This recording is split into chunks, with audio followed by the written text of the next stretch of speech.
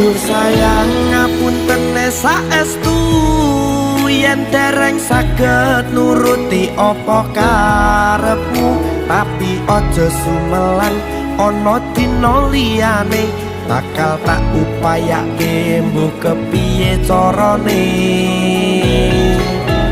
Tresnoku ora bakal luntur, sayangku ora bakal goyah senajan kahanane bubrah.